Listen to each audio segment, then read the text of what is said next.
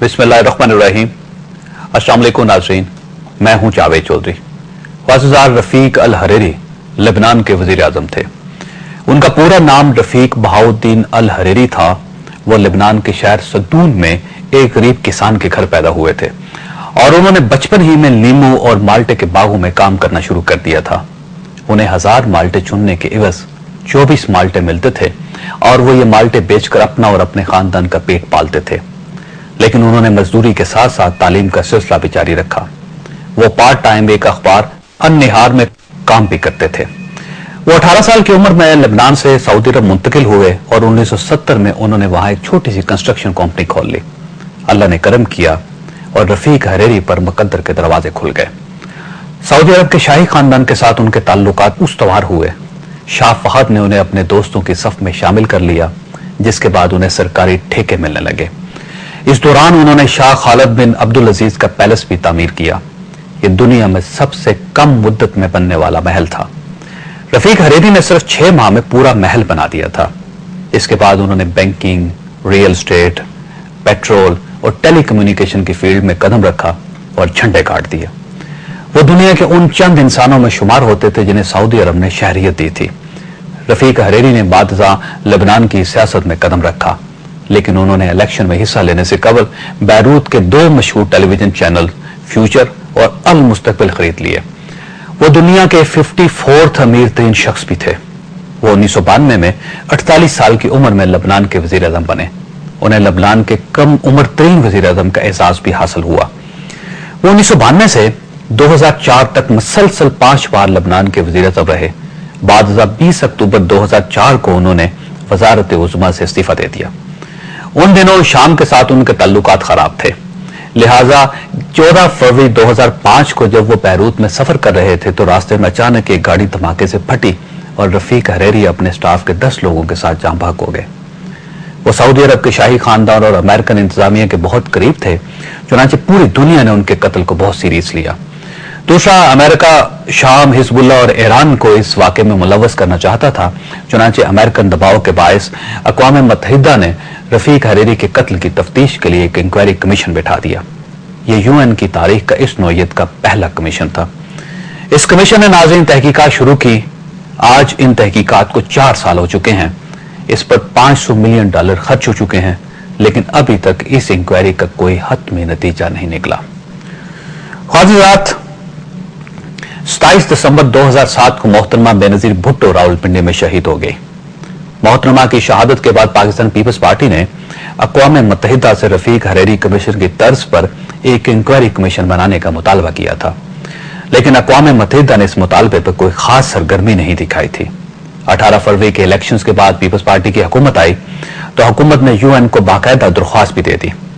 तकरीबन 1 साल तक ये दरख्वास्त सर्द खाने में पड़ी रही, लेकिन फिर 4 फरवरी 2009 को अक़वाम मुत्तहिदा के सेक्रेटरी जनरल बान की मून ने इस्लामाबाद में मोहतरमा की शहादत पर कमीशन के कयाम का ऐलान कर दिया। इब्तदाई मालूमात के मुताबिक इस कमीशन की सरबराही अक़वाम मुत्तहिदा में चिली के सफीर करेंगे, जबकि इंडोनेशिया और शायद स्वीडन के माहिरीन इसमें काम करेंगे। कमीशन की इंक्वायरी पर $4.5 करोड़ खर्च होंगे, जिसमें से $50 लाख हुकूमत पाकिस्तान अदा करेगी। हज़रात, क्या वाकई इस कमीशन की जरूरत थी? क्या वाकई ये कमीशन मोहतरमा के कातलों को बेनकाब कर सकेगा? और कहीं ये कमीशन मोहतरमा की शहादत को सर्द खाने में डालने की कोशिश तो नहीं? ये हमारा आज का पहला मौजू है। जबकि आज इस्लामाबाद हाई कोर्ट ने मोहसिन पाकिस्तान डॉक्टर अब्दुल कदीर खान की नजरबंदी खत्म करने का हुक्म भी दे दिया है। डॉक्टर साहब आज से आजाद शहरी की हैसियत से जिंदगी गुजारने में आजाद हैं। क्या डॉक्टर साहब वाकई आजाद जिंदगी गुजार सकेंगे? हम इस पर भी गुफ्तगू करेंगे। हमारे साथ रहिएगा।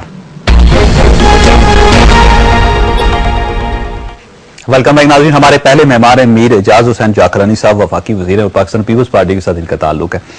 हमारे दूसरे मेहमान हैं जनरल हामिद नवाज साहब, साबिक सेक्रेटरी दिफा है और उसके साथ साबिक वजीर दाखिला भी है। اور ان کے ساتھ تشریف رکھتے ہیں حنیف عباسی صاحب MN اور پاکستان مسلم لیگ نون کے ساتھ ان کا تعلق ہے. جاکرانی صاحب, یہ جو بی بی کے بارے میں جو کمیشن بنایا ہے اقوام متحدہ نے, بہت اچھی بات ہے, آپ کا مطالبہ تھا, پورا 1 سال آپ نے اسٹرگل کی وہاں پہ UN میں, لیکن مسئلہ یہ ہے کہ جس کمیشن کا فیصلہ یعنی رفیق حریری صاحب کے جو کمیشن تھا اس کا فیصلہ 4 سال میں نہیں آ سکا, تو آپ کا خیال یہ ہے کہ محترمہ کے جو کمیشن ہے اس کی تحقیقات جلدی مکمل ہو جائیں گی؟ دیکھیں جی, پہلے تو میں آپ کو ایک بات بتاؤں کہ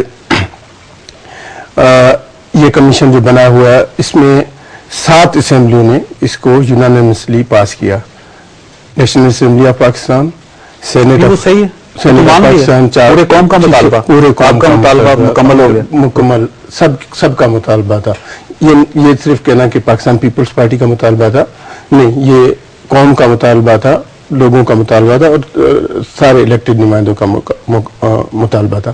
اور جیسے ہی آپ نے ابھی شروع ہونے سے پہلے رفیق حریری کی بات کی اور اس کو بتایا کہ وہ کیا تھا اور کیسے ہوا, تو پہلے بتاؤں کہ محترمہ بینظیر بھٹو صاحبہ پہلی اسلامی خاتون وزیر اعظم تھی, اسلامی ملک کی پہلی خاتون تھی جو وزیر اعظم بنی. ٹھیک ہے, ہم مانتے ہیں پاکستان کی سب سے بڑی لیڈر تھی, 2 بار پرائم منسٹر ہوئی, پاکستان کی سب سے بڑی سیاسی جماعت کی لیڈر تھی. تو ایک تو دیکھیں نا اس کی اہمیت کا آپ اندازہ لگائیں, تو اس کی انکوائری ایسے ہی ادارے سے ہونی چاہیے جس کو ساری دنیا مانے سمجھے. اگر اس کی انکوائری UN انکوائری والا کوئی ایسا ڈپارٹمنٹ نہیں ہے, UN ادارہ نہیں ہے سر انکوائری کرنا؟ نہیں جی, UN ادارہ نہیں ہے, لیکن آپ بتائیں آپ کا SHO جا کے انکوائری کرے یا آپ یہاں پہ FIR کٹوا دیں, SHO اس کی FIR کاٹے, اور کتنا بڑا آفیسر مقرر کریں گے. آپ کیا سمجھ رہے ہیں یہ جس پاکستان میں قتل ہوا تھا وہی مسئلہ تھا؟ دس از انٹرنیشنل کانسپرنسی ہے, اور اس کے پیچھے پاکستان میں کوئی ایسا ادارہ نہیں ہے جو اہل ہو. ایک بات بتا دیں, میں پاکستان میں یہ نہیں کہتا ہوں کوئی ادارہ نہیں ہے, کہنے کا مطلب آج تک جتنے بھی اہم قتل ہوئے اس کا کیا ہوا پتہ چلا ہے کسی کا؟ آپ بتائیں کسی کا پتہ چلا؟